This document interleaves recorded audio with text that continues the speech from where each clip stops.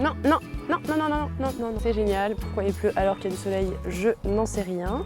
Mais j'ai oublié de vous mettre le truc sur la tête. Hey, j'espère que vous allez bien. On se retrouve dans une nouvelle vidéo avec Calici. Vous n'avez pas vu sur YouTube qu'elle avait grandi, qu'elle était arrivée jusqu'ici avec Sligo. Donc aujourd'hui dans cette vidéo, je vais vous parler un petit peu de tout ça et vous en parler plus clairement. J'espère que ça va vous plaire. C'est parti!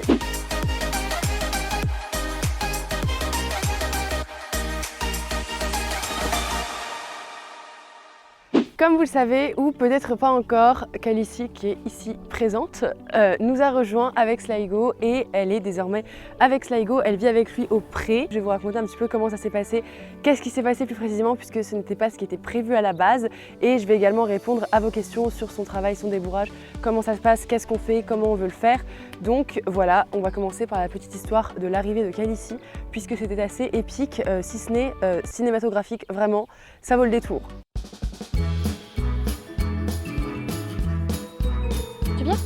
Mais viens, regardez qui j'ai trouvé. Calici découvre les chats. Oh. Le chat est là-bas, cours-lui après. Voilà. Regardez. Non, non, non, mais doucement. Mais doucement. La vidéo part en faille totale. T'es malade dans ta tête en fait. Mon Dieu, le pauvre chat qui est de l'autre côté de la route. Y a rien qui va. On avait prévu de la ramener l'année de 3 ans, donc c'est cette année, et on l'a ramenée il y a déjà quelques semaines ici à Tours, puisque c'est là que j'avais Sligo, puisque j'ai déménagé, je suis rentrée de Lille. Ça vous aviez peut-être pas suivi, mais je suis rentrée de Lille. En septembre, je pars faire mes études, je vais bouger encore. Donc voilà, ça va être un peu mouvementé à ce niveau-là, mais donc pour l'instant on est à Tours et Sligo a été ramené de Lille à Tours. Et du coup on a ramené Calici qui était à Mayenne, enfin en Mayenne à Laval. On l'a ramenée ici aussi, donc on part la chercher à Laval avec mon père. On la charge dans le vent, elle est montée en 3 secondes vraiment dans le vent, donc top. Vraiment genre le poulain super éduqué, à 3 ans il monte dans le vent. Sligo à 10 ans, il voulait toujours pas foutre un pied dedans. On la monte dans le vent, on fait nos petites 3 heures de route, on arrive ici et petite story time de l'année. Quand il est ici, il est la journée au pré et la nuit au box. Donc on s'était dit, Sligo passe la nuit au box, il est déjà dans ce pré là et c'est un pré qui comporte une cabane. Donc on voulait à la base couper le pré en deux, donc mettre une petite, comment ça s'appelle, une petite ficelle, enfin fil électrique quoi. Du coup on voulait mettre un fil électrique pour séparer le champ en deux et mettre Calici du côté de la cabane pour qu'elle reste dehors puisqu'elle n'a jamais été habituée en box et Sligo du côté de l'entrée du pré, en gros pour que lui puisse aller directement au box le soir. Voilà, ça c'était le plan initial. Et en fait, ce qui s'est passé, c'est qu'on est allé chercher Calici. On l'a ramenée ici. Elle était très contente d'arriver, un peu stressée parce qu'elle n'avait jamais bougé de chez elle forcément. Et Sligo était du coup déjà dans la partie du pré qui avait été découpée avec des petits piquets, vous voyez les petits piquets jaunes pour faire les paddocks et un fil électrique qui avait de l'électricité. Du moins, c'est ce qu'on pensait. Et donc il y avait un fil au milieu du champ. Sligo était dans le bas du champ et elle, on l'a amenée par le côté et on l'a fait rentrer dans le haut du champ pour qu'ils aient chacun un côté du champ, qu'ils puissent apprendre à se connaître par-dessus la clôture, voir si ça couinait beaucoup ou si ça allait. Et ensuite, le but, c'était de les mettre ensemble, mais plus tard. Donc Calici était mise en haut, Sligo était mise en bas, donc en gros moite du champ quoi. Et on avait mis la petite ficelle au milieu, tout allait très bien. Et la ficelle, enfin la séparation du pré, elle n'était pas hyper basse, mais elle n'était pas hyper, enfin ça faisait genre 1 mètre, 1 mètre 10 je pense. Voilà, donc c'était quand même, enfin ça va, c'était pas une ficelle à 20 cm au-dessus du sol. Donc en vrai, il y avait quand même une petite clôture entre les deux champs. Et donc Calici arrive, ils se sentent par-dessus la clôture, tout va bien, vraiment trop mignon. Je me dis trop bien, ils s'entendent bien, c'est cool et tout. Mais il y a quand même un petit foillement de queue, un petit, ça couine quand même un petit peu, mais très léger. Genre vraiment, ils s'entendent bien, mais faut qu'ils s'apprennent à se connaître par-dessus la clôture parce qu'on n'a pas envie d'avoir de problème, même si Sligo, enfin, ils sont pas ferrés les deux, mais on sait jamais. Un coup de pied peut très vite partir, on sait jamais. Et en fait, de l'autre côté de ce champ-là, en fait, donc mon champ il est genre là, et à côté il y a un autre champ qui est séparé par un petit chemin, donc juste là derrière vous. Et en fait, dans ce champ-là, il y a un cheval que Sligo n'apprécie pas particulièrement, plus un cheval en retraite, plus des Shetland. Reprenons le fil de notre histoire, les deux prés sont côte à côte et font la même taille. Sauf qu'en fait, vu qu'on a séparé le pré de Sligo en deux et qu'on a mis Sligo Calici, ils ont plus que la moitié du pré chacun en contact avec le pré des Shetland, cheval en retraite et le cheval que Sligo aime pas. Donc voilà, ça c'est le petit contexte. Vous avez Sligo tout seul dans son côté et tout le troupeau du champ d'en face qui vient sentir la jument. Mais Sligo ne peut pas accéder à cette partie du pré puisqu'il est de son côté et qu'on a clôturé. J'étais avec ma monitrice et j'étais en train de lui vanter tous les mérites de Sligo, en train de dire oh non mais il a jamais sauté les clôtures, ce qui est vrai hein, jusqu'à ce jour, il a jamais sauté les clôtures, non même une fois quand on était à l'élevage, les chevaux ils s'étaient tous échappés du pré, il y avait 1 mètre de clôture et puis Sligo il était tout seul à hennir parce qu'il sautait pas la clôture, même quand il y a 50 cm il saute pas les clôtures et tout. Vous voyez où je veux en venir ou pas? Faut vraiment que j'arrête de tenter le diable comme ça, de faire le karma, non. Faut que j'arrête de dire que tout va bien parce qu'à chaque fois ça passe l'inverse de ce que je dis. Mais bon, on était dans le pré comme ça, tac tac tac, et j'étais en train de vanter les mérites de mon poney super bien élevé. Quand on entend un petit bruit de galop venant de derrière nous, un petit bruit de galop qui se rapproche, et là on se retourne voilà vraiment mais comme ça. Et aberré par la situation, vraiment, genre on regarde et on voit Sligo qui arrive au galop sur la clôture et on se dit non, quand même pas. Eh bien si, figurez-vous que si. Le poney est arrivé au galop dans la clôture, donc pour sa défense, il avait, bon le fil était fin et il avait son bonnet à mouche, donc il devait pas voir, enfin il devait voir mais pas avec précision à la hauteur du fil. Je crois qu'il a pris une très longue, parce qu'en fait les antérieurs sont passés, les postérieurs sont arrivés dans le fil, donc évidemment tout a pété parce que c'est un fil, c'est pour histoire d'eux quoi, c'est pas une vraie clôture en bois ou quoi, c'est vraiment un petit fil. Et il s'est retrouvé avec les sabots emmêlés derrière dans le fil, il a attendu comme ça qu'on le sauve, vraiment il attendait comme un kéké, qu'on vienne lui enlever le fil, on lui a enlevé en 2 secondes, enfin c'était en fait il s'est enlevé le fil tout seul à vrai dire parce que c'était pas emmêlé, il y avait juste le fil qui passait autour de ses postérieurs. Et là, une fois libéré du piège créé par le fil qui avait été fait pour le séparer de sa bien-aimée, qu'il ne connaissait pas encore sa bien-aimée, hein, mais de sa bien-aimée. Il est allé vers elle, il a fait séparation entre les chevaux du pré d'à côté et la poupouille, et il s'est mis vraiment, mais genre le long de la clôture, à gratter et à hennir comme un entier. Est-ce que vous y croyez? Genre vraiment, ce poney me surprendra toujours. Ça n'arrête pas, ça n'arrête pas. Sligo n'a jamais sauté les clôtures, il ne connaissait pas la jument, et dès qu'il a vu que vraiment sa nouvelle pote dans le pré allait être genre reniflé par les copains d'à côté, il a marqué son territoire à une vitesse. On n'a pas laissé le fil, puisqu'en fait dans tous les cas il allait, enfin s'il le saute une fois c'est qu'il le sautera 2 fois, et donc on a enlevé le fil et on a décidé de les laisser ensemble au pré la nuit, et c'est l'amour fou, ils se kiffent, genre vraiment j'ai jamais vu ça. Du moment où ils se sont rencontrés c'était l'amour, vraiment c'est love. On dirait que ça fait 10 ans qu'ils sont au pré ensemble, genre vraiment il y en a un qui boit, il y a l'autre qui vient boire, il y en a un qui se roule, l'autre regarde, celui qui se roule se lève, le deuxième se roule, il y en a un qui dort, le deuxième surveille, celui qui dormait se réveille, l'autre s'endort au même endroit pendant que l'autre surveille, et puis ils passent leur journée tête bêche à se chasser les mouches mutuellement, à se faire des poupouilles, genre c'est vraiment incroyable. En plus, Sligo a trouvé une utilité incroyable à la jument, c'est qu'elle fait repose-tête, genre, il pionce la tête en l'air, tu sais pas pourquoi, mais vraiment il passe sa vie, genre la jument c'est un oreiller. En fait, on a acheté un oreiller à mon poney. Bref, ça se passe hyper bien entre eux et du coup, c'est hyper cool parce que je savais pas trop comment ça allait se passer. Il y a toujours un peu d'appréhension parce que lui, même s'il n'est pas ferré, il peut avoir du caractère et souvent c'est lui qui se fait taper parce qu'il intimide les autres, mais les autres tapent vraiment. Et en fait, elle, vu que je savais qu'elle était gentille au pré, mais elle était toujours restée avec, avec différents congénères, mais jamais avec un poney. Lui, ça faisait hyper longtemps qu'il n'avait pas été avec une jument. Et puis elle, c'est une 3 ans, donc elle a envie de jouer. Et en vrai, genre, ça se passe hyper bien, c'est hyper cool. Donc voilà, ça c'était la story time de Sligo et Calici. Bref, maintenant, c'est l'amour fou, donc trop cool. Et maintenant, on va passer à la partie sur Calici. Avant de commencer la partie sur le travail de Calici, sur le débourrage, qu'est-ce qu'on fait, qu'est-ce qu'on veut faire, qu'est-ce qu'on va faire, qu'est-ce qu'on a déjà fait, je tiens à préciser que vraiment la zone commentaire est une zone de paix et d'amour, que vraiment genre on est là pour s'entraider, c'est des remarques constructives, on n'agresse pas les gens et qu'on a tous fait des erreurs à cheval, que pourquoi elle est revenue.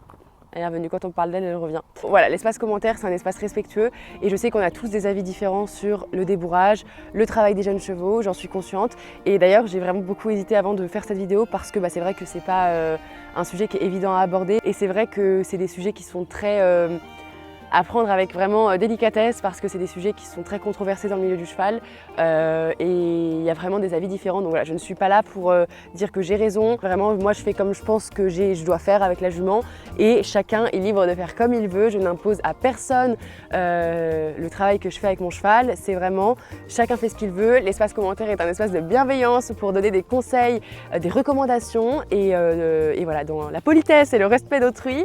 Et si jamais, petite annonce comme ça, tac tac tac, je fais des annonces.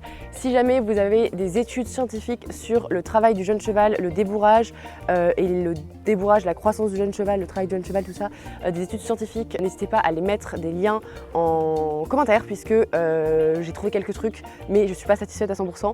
Donc voilà, n'hésitez pas à me dire dans les commentaires si la caméra a failli crever. Donc si jamais vous avez des bons plans, des études, des trucs vraiment sympas à lire, même si ça fait 300 pages, n'hésitez pas à les mettre dans les commentaires puisque j'ai galéré à en trouver et je suis pas complètement satisfaite par ce que j'ai trouvé. Donc l'espace commentaire est aussi fait pour ça, partagez vos bons plans. Et on va passer tout de suite au débourrage de la jument qui est la partie sensible et touchy de la vidéo. Donc en gros, comme je vous ai dit, on a ramené Calici il y a quelques semaines et ce qu'on a commencé par faire c'est du travail à pied, c'est ce que je vous avais annoncé sur Instagram, qu'en fait on allait faire du travail à pied avec la jument, c'est pour ça qu'on l'avait ramenée et c'est pas que pour ça, c'est parce que c'était surtout prévu de la ramener à 3 ans, qu'elle allait pas rester jusqu'à 12 ans à l'élevage quoi, et puis que ce serait bien de la voir pour brosser, s'occuper d'elle, la connaître, etc. Donc c'est pour ça qu'on l'a ramenée et ce qu'on a commencé par faire c'est du travail à pied bien évidemment. C'est ce qu'on a fait pendant plusieurs séances et en fait il n'y a pas de format type, enfin en fait pour moi j'ai déjà monté des jeunes chevaux, enfin des jeunes poneys, j'ai jamais monté des jeunes chevaux et j'ai jamais fait de débourrage partie de zéro. Je pense que le plus important c'est d'aller au rythme du cheval. Oui c'est important d'attendre la fin de croissance, de respecter la morphologie du cheval, etc. Mais je parle au niveau du mental en tout cas, c'est important de... Oui, je lui gratte les oreilles pendant que je vous parle, tout va bien, c'est la petite séance massage. Je disais c'est important, enfin je pense que c'est important, oui je pense que c'est important d'aller au rythme du cheval dans sa tête. Alors certes il faut respecter la morphologie, etc. Il y a des âges où on fait certaines choses, c'est pas à 3 ans qu'on va apprendre les changements de pied, enfin vous voyez ce que je veux dire, on va au rythme physique du cheval, morphologique, mais il faut aussi aller au rythme dans sa tête. Pourquoi je ne sais pas. Et j'ai un insecte, je vois pas ce que c'est. Ah!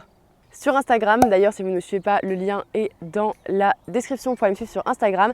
Bref, sur Instagram, j'ai dit que j'ai ramené Calici pour faire du travail à pied, ce qui est le cas, on a commencé par le travail à pied, mais je l'ai surtout ramené parce que c'est l'âge auquel on avait prévu de la ramener et après il n'y avait pas de plan défini en fait. On allait juste au rythme de la jument et enfin on est allé au rythme de la jument, on va toujours au rythme de la jument et en fait on la ramenait à 3 ans parce que c'était ce qui était prévu dans le plan initial en fait, c'est tout. Voilà, donc on a commencé par faire du travail à pied, je ne saurais pas vous dire le nombre de séances mais je vais vous raconter un peu le déroulement des séances, les exercices qu'on a fait, comment ça s'est passé, etc. Je vais tout vous dire ici. En gros, j'ai commencé par prendre des cours avec ma monitrice puisque je suis encadrée pour faire ce travail et je pense que c'est important d'être encadré quand on travaille des jeunes chevaux, surtout quand on est novice comme moi. C'est vraiment assez, c'est un travail qui est complexe, qu'il ne faut pas rater et il faut être très précis, donc c'est pour ça que je suis encadrée, puis je ne suis pas professionnelle donc forcément. On a commencé par faire des exercices de travail à pied de base, c'est-à-dire la sensibiliser et la désensibiliser à certaines choses, donc par exemple tout ce qui va être bouger un drapeau, bouger un sac plastique, passer la corde, mobiliser les épaules, mobiliser les hanches, faire passer les longes par-dessus, faire passer la longe par-dessus les oreilles pour imiter les rênes, donc tout ce qui est session de nuque, flexion à droite, flexion à gauche, la longe même tout simplement, commencer à longer sur un petit cercle, changer de main, reculer, rester à sa place, plein de choses comme ça qu'on a faites et ça s'est super bien passé et la jument a intégré hyper vite tous ces exercices là et en fait je ne saurais pas vous dire le nombre de séances mais on a fait quelques séances comme ça qui sont super bien passées. En fait le but c'est de toujours capter son attention et qu'elle soit toujours concentrée et qu'elle intègre les informations qu'on lui propose, qu'elle comprenne ce qu'on veut d'elle, c'est le but. Au fur et à mesure des séances, on a intégré en fin de séance de TAP des exercices des exercices, mais c'est pas vraiment des exercices mais des choses liées au travail monté. Donc on a intégré des exercices entre guillemets comme le sanglage, donc on a utilisé pour ça une longe éthologique, donc qui ne coupe pas si jamais ça frotte, c'est une longe ronde, pour imiter le sanglage, pour voir si elle réagissait, pour la désensibiliser à ça. On a fait tout ce qui est passage de surfait au pas, au trot ça a été un petit peu plus énergique parce que forcément le surfait ça fait du bruit, mais ça a duré 2 tours de longe. Un jeune cheval peut avoir des réactions comme ça, c'est normal et il faut aller dans son sens. Ensuite quand ça a été bien intégré et que tout était bon en longe, variation d'allure en longe, variation de taille de cercle en longe, tout ça, la direction, répondre à la voix. Une fois que tout ça, ça a été intégré, on est passé au surfait de voltige, donc c'est un surfait avec des poignées. Avec le surfait de voltige, on a continué à travailler sur des cercles en longe, à la désensibiliser, on n'a eu aucune réaction de sa part, vraiment elle a été hyper calme, hyper relax. Du coup après on a commencé à travailler en sac à patates, à droite, à gauche, monter à droite, monter à gauche, en sac à patates, ce qui est très peu confortable. Bref, on a fait du sac à patates, elle réagissait super bien, mais du sac à patates, c'est-à-dire que c'était au pas, en main, et sur un tour de cercle à main droite, un tour de cercle à main gauche et hop, c'était fait. On a également travaillé le passage de jambes. Quand vous montez à cheval, vous passez votre jambe droite par-dessus la croupe pour vous mettre en selle.